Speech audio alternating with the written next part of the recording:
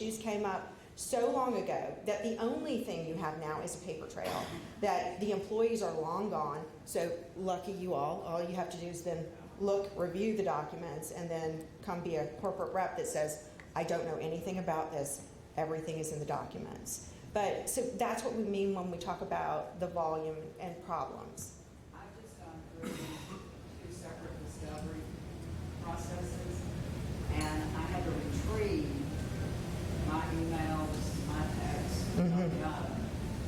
but I was specifically told by counsel that I only needed to retrieve those things that were relevant to the case. So my personal nude pictures did not. Of course not. Yeah. Of course. So they said specific to the case. Of course. So here's one of the things is, again, remember one of the big parameters is relevancy. Does it have something to do with the case? So the emails or the text message that I was talking about dealt specifically with the blowout. But what can happen if you don't want to be the person reviewing your text messages is somebody gets all these, they look through them, and that's the way that process works. So discovery can happen a couple of different ways. Well, not that far back in the day, but back in the day, what we used to do is go to companies and literally look through paper files, right? And now invariably what happens is we get a flash drive or a link to documents that have already been reviewed by in-house counsel. And so there's one layer of review already to say, these are the documents that are responsive to the discovery requests, so that things like your personal text messages are not being discovered. Yeah. Thank you. Sure thing. Anybody else? All right. Well, thank you all so much for your attention. We appreciate it. And hope to see you all at the I keep wanting to say crawfish bowl because I'm from Louisiana, the shrimp bowl this evening.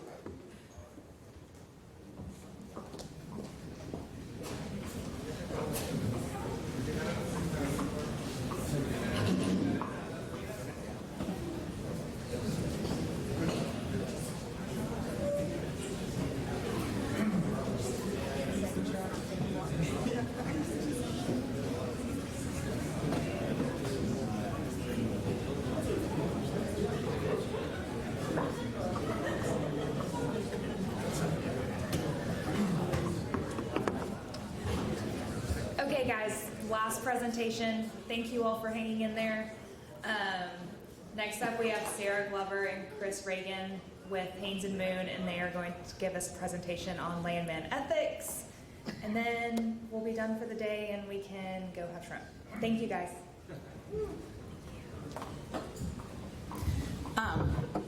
First off, y'all feel free to get up at any second and get another drink.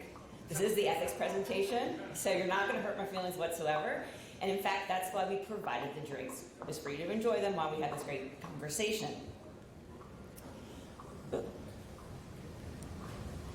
I'm not really sure what just happened there. Okay, like Danielle said, my name is Sarah Glover, and I'm of counsel in the Denver office of Haynes and Boone. And we're here today to talk about ethics. Hopefully it'll be fun and exciting, but I can't promise anything if you don't go get another drink. Okay, so what's ethics? Ethics is defined as the moral principles that govern a person's behavior or conduct while conducting an activity. Most professions have a code of ethics, which is promulgated by its professional organization or society. Examples: the American Medical Association, the American Nurses Association, and all the different bar associations that regulate the practice of law in the U.S. So, does anyone know what the most respected profession is, according to Gallup? Plumbers? That's an interesting one. No, it's nurses, followed by doctors, and then pharmacists. Who do you think is the least trusted profession? Okay, I heard lawyers. That's in the top 5. That's not the number 1. Exactly. Politicians are number 1. Number 2 are salesmen. Number 3 are business executives. Number 4 are lawyers. And number 5 are real estate agents. And so when I looked at that list, I said, you know what? landmen kind of do some of these things. So I think it's important that we remind ourselves very often about what the ethics are. So as you all know, AAPL sets out the code.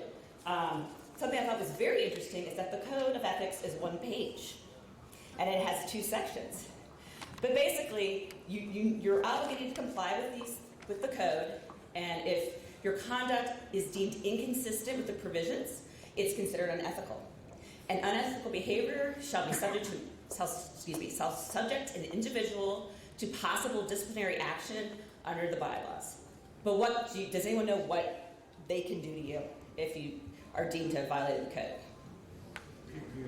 That's it. All they can do is kick you out. So my colleague Chris is going to talk after I finish this introduction, but I'm going to talk also about some things that can happen that do not involve the APL, but can get them in big trouble in other ways. So I thought this was a charming little sentence. One of the prettiest APL provisions I've ever read.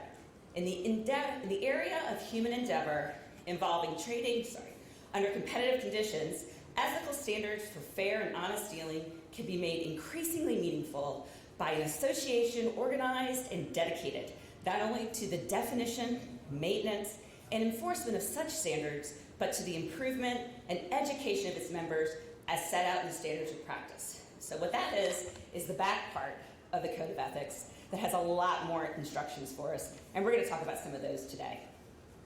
So just to let you know where we're going, and we're going to hopefully do it really fast, Section 1 of the Code of Ethics is really focused on public trust and industry reputation. As you all know, especially for the last 4 months, it's kind of tough to be in this business.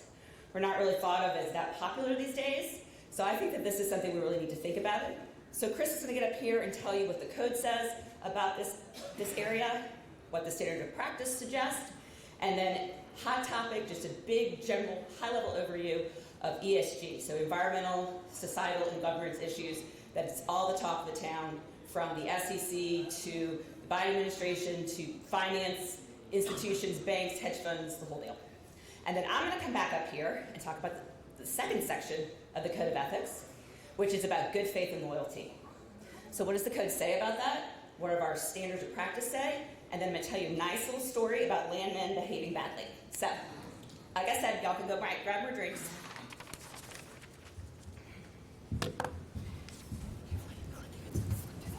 If you click too hard? Okay.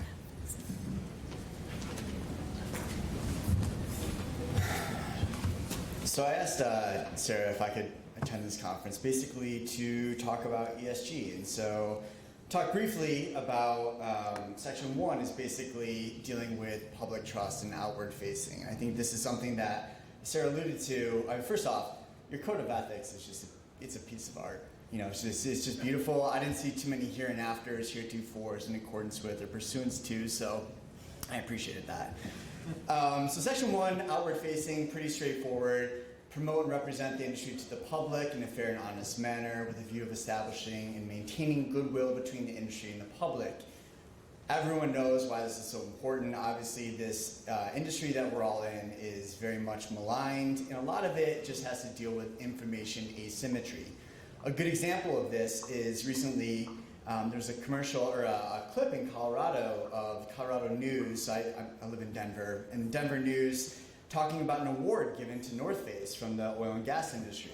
And apparently North Face, one of the producers asked for 400 jackets from North Face. North Face said, we're not gonna do this because we are anti-oil and gas. And then COGA, the Colorado Oil and Gas Association, presented them with an award for their contribution to the oil and gas industry, for how much petroleum products they purchase through the synthetic products in their industry. And this is something that I constantly deal with. I went to school in Boulder, where I was very aware that oil and gas industry was very evil. I thought that. And then I started working more into it, and I started learning more about the process. I started dealing with landowners. I started to see how it was changing people's lives, and then I started going to communities where this is very important, and understanding how important this industry is in providing opportunity for people. And so I think this goes to how important it is for you, being the outward-facing person for a company, to make sure that you deal with individuals in the utmost respect.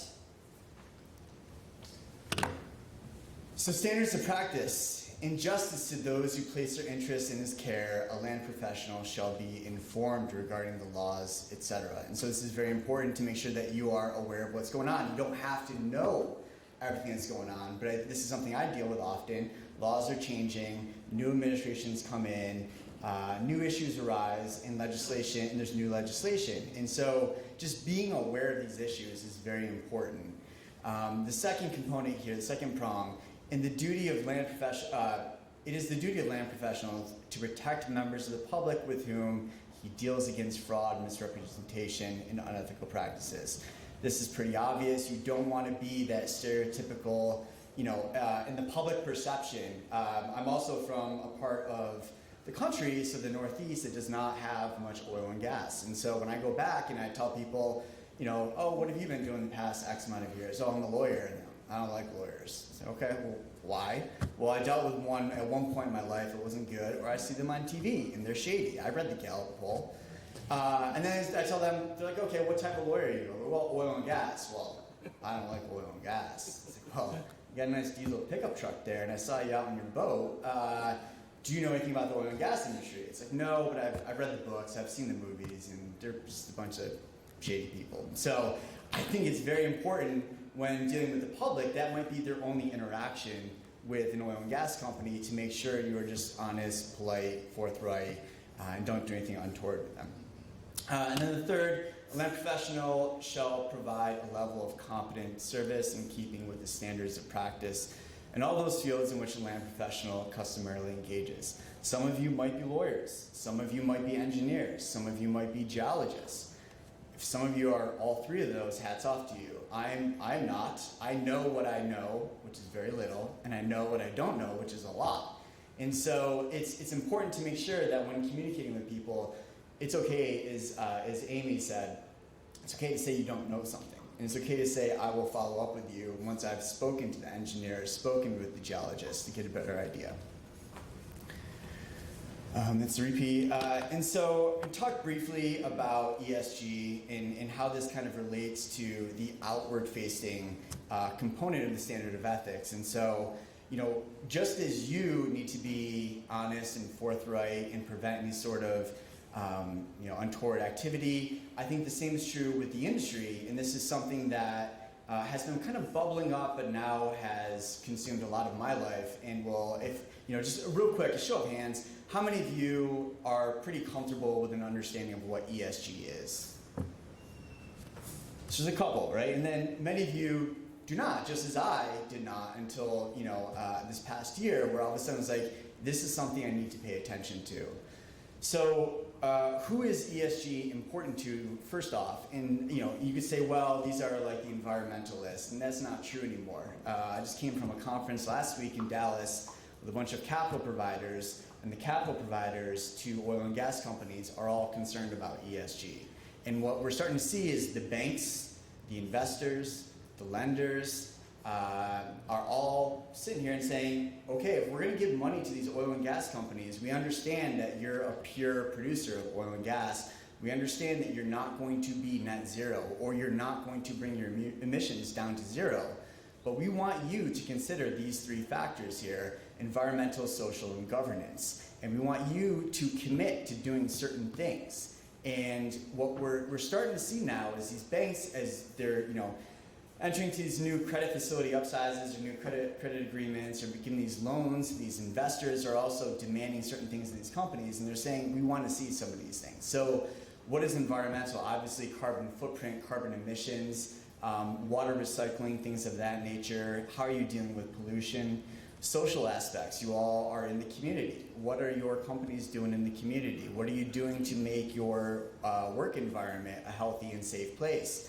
What about safety protocols? What about diversity within your workforce? And then the final aspect is governance. And this is especially important to a lot of activist investors that are coming to these companies and saying, you've been operating one way for a long time, but what we want to see is diversity among your board of directors, whether it is racial or ethnic diversity, gender diversity, experiential diversity. We want executive compensation tied to certain goals, ESG goals, so we're starting to see some of that.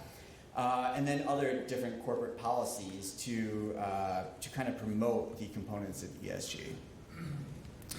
So if you look here at this time frame, you see a bunch of SEC acronyms, a bunch of government regulators. I think this is kind of set up to show you that ESG has been important before the transition of administration. So a lot of people think, hey, this is something just like a wave, it's going to come and go.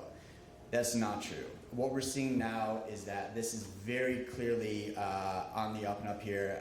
It's going to be more and more important, especially as companies in the coming years are going to be looking to banks to fund these exploration activities, and the banks are going to start to require certain disclosures that are made. So prior to the change of administrations, we started to see a lot of activity in ESG 2018, 2019, 2020. Some companies for the past dozen years have been releasing these things called corporate sustainability reports, which is disclosing to their investors and shareholders what they've done so far as the ESG component. Eventually, companies started disclosing a lot of information, and the regulators, anytime a lot of information is disclosed, the regulators say, what's being disclosed, who are you disclosing it to, and why?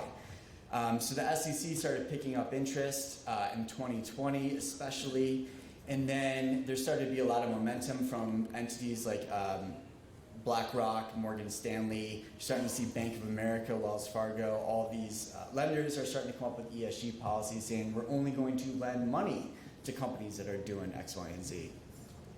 Obviously, the change of administration accelerated this, and pretty much every day, every morning, we get these emails from these different providers of information that say, here's what's being done with ESG, and every day there's some new activity. Recently, I should go back here. Recently, we released a ESG tracker where we looked at 30 mid-sized oil and gas companies, all onshore. We want to see what are they doing. Do they have an ESG policy? If they do, what are they disclosing?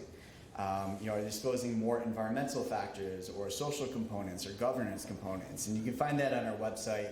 I think also Oil and Gas 360 is there as well. But that was incredibly helpful. Of those 30 companies we looked at, we found that 70% did have publicly disclosed ESG policies.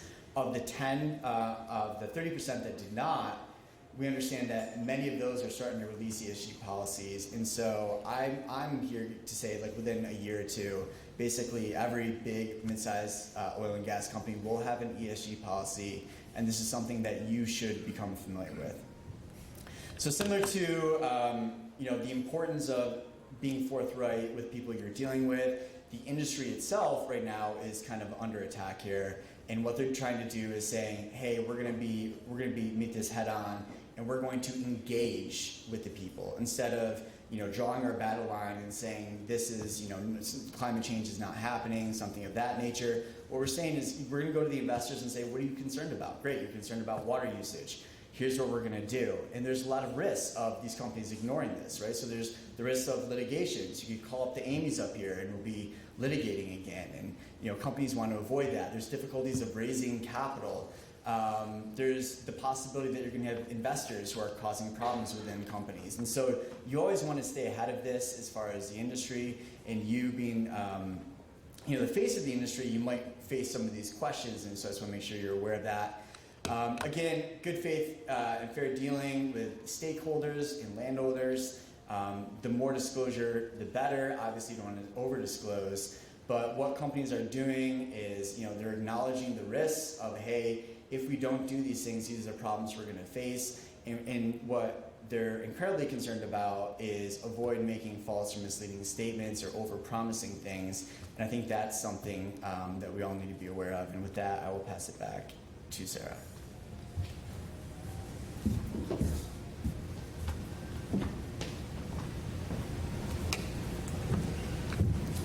Okay, so the last part, the last presentation of the day. So, as we talked about, the ethics code has 2 sections. Section 2 makes these pretty big important points, that competition should be kept at a high level with careful adherence to the established rules of honesty and courtesy, and a landman shall not use a client's and or employer's confidential information for personal gain. Again, I think these were very well drafted. The land professional shall exercise utmost good faith and loyalty to his employer or his client, and shall not act adversely or engage in any enterprise in conflict with the interests of his employer or client. Kind of interesting, we gotta write that down, right? We should just probably know that. So we go to our standards of practice, talking about this loyalty obligation. These are the ones I pulled out that I thought applied.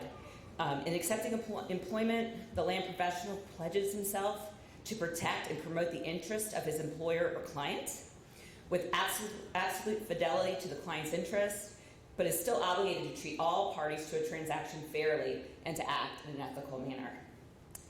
The land professional shall not accept compensation for more than one principal for providing the same service. Again, that should be pretty obvious.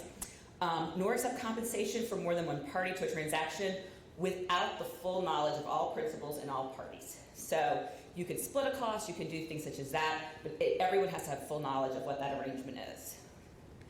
The land professional shall not undertake to provide professional services concerning a property or a transaction where he has a present or contemplated interest unless such interest is specifically disclosed to all affected parties. I've written a little bit of title in my life. I'm glad I don't do that anymore. But it's interesting to see all the landmen that end up in the chain of title with those overrides. Those are good old days. Anyway, the land professional shall not acquire for himself or others an interest in property which he is called upon to purchase for his principal without consent of said principal, and shall disclose his interest in the area which might conflict with his principal. Seen that come up a couple times. In leasing any property or negotiating the sales of any blocks of leases, including lands which he has an interest, a land professional shall reveal the facts of his interest to the potential buyer. A land professional shall not accept any commission, rebate, interest, overriding royalty, or profit on transactions made for a principal without the principal's knowledge and consent. Okay, last two, and then we're going to get to the fun story. The land professional shall avoid business activity which may conflict with the interest of his employer or client or result in the unauthorized disclosure or misuse of confidential information.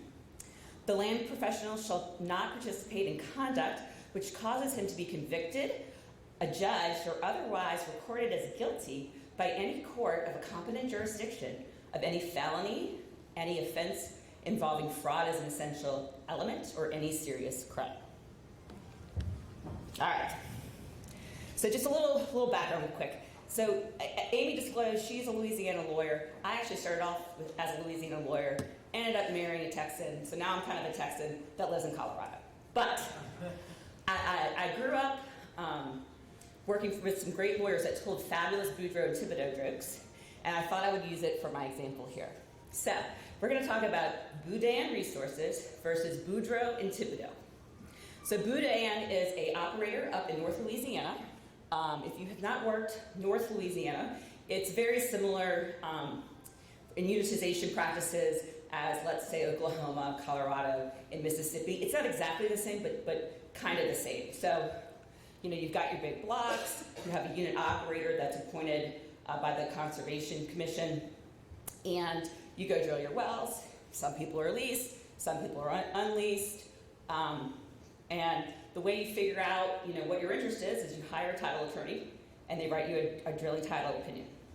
So Boudin hires Boudreaux and a group of attorneys to draft their title opinions.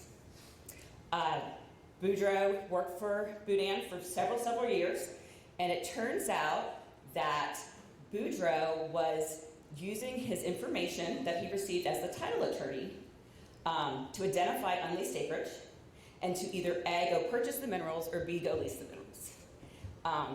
Not as Attorney Boudreaux, but in different entities through different family members.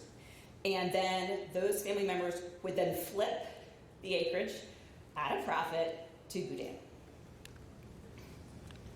So, to make sure that Boudreaux and his cronies were getting good return on their investment, Boudreaux became really good friends with the in-house landman, Mr. Thibodeau.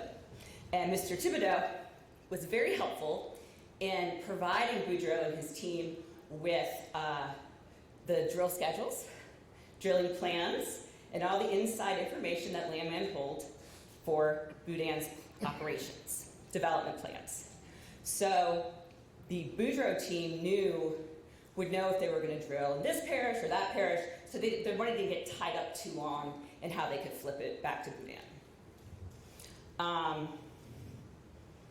Yeah, so this is kind of what I said. So they took the title opinions, they used the information to go purchase mineral interest or lease, and then would go and flip it to Boudin. They had so many different companies, but what was kind of funny about it was they made up a fictitious employee who worked for all the companies.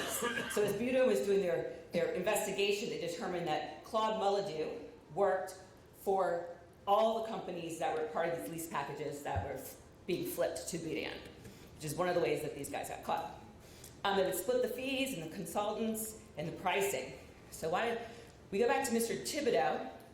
And so when Mr. Thibodeau worked for Boudin, he really did a number on his employer. He, in addition to always hiring Boudreaux to write the opinions, they also started hiring Boudreaux's friends and family as their brokers.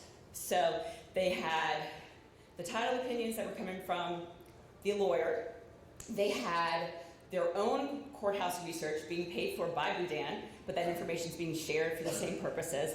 And Mr. Thibodeau was telling them what was going on, how much the company was willing to pay. He actually participated in 2 of the transactions as the buyer.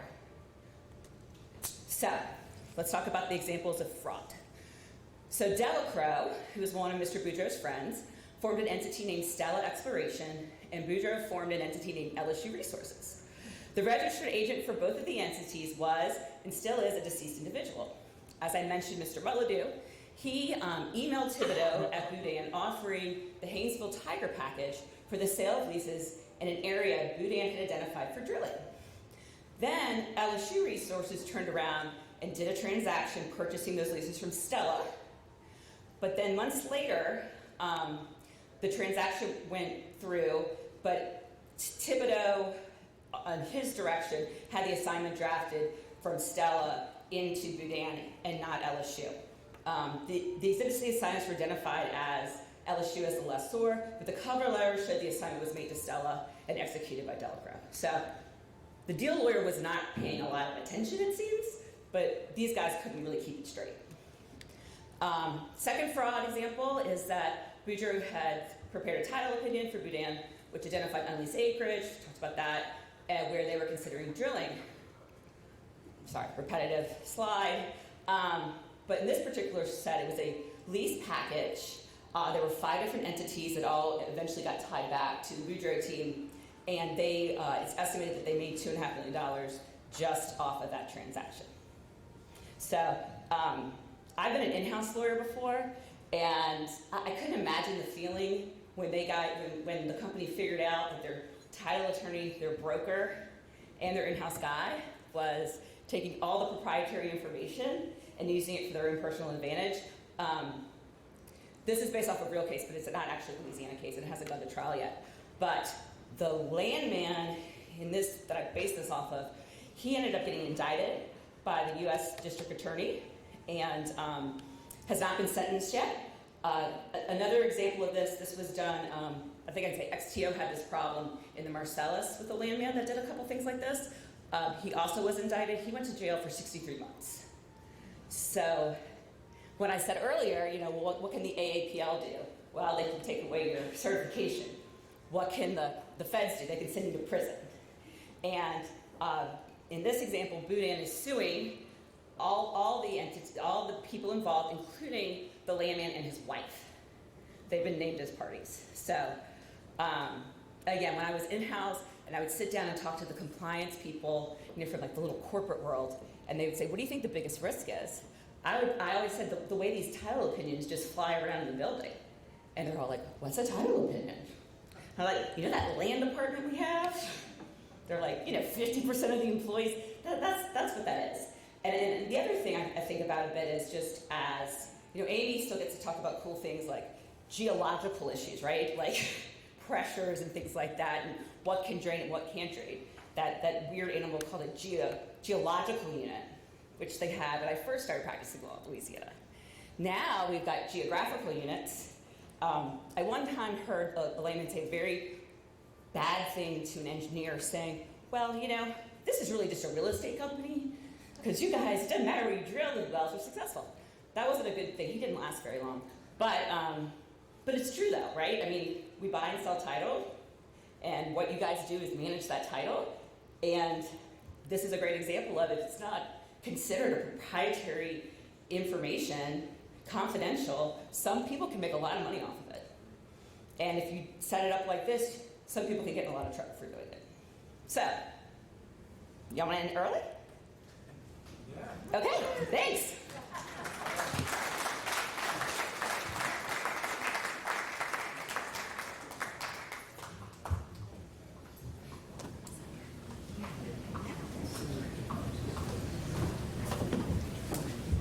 All right, well, that's all we have for today. Thank you guys so much for coming. We really appreciate y'all's support and showing up today. And yeah, if y'all have any questions for the speakers, I can send out contact information. I'll also follow up with the presentations once I PDF everything. We'll get that sent out to everyone, so y'all have that. So, thank you guys. Thank you so much.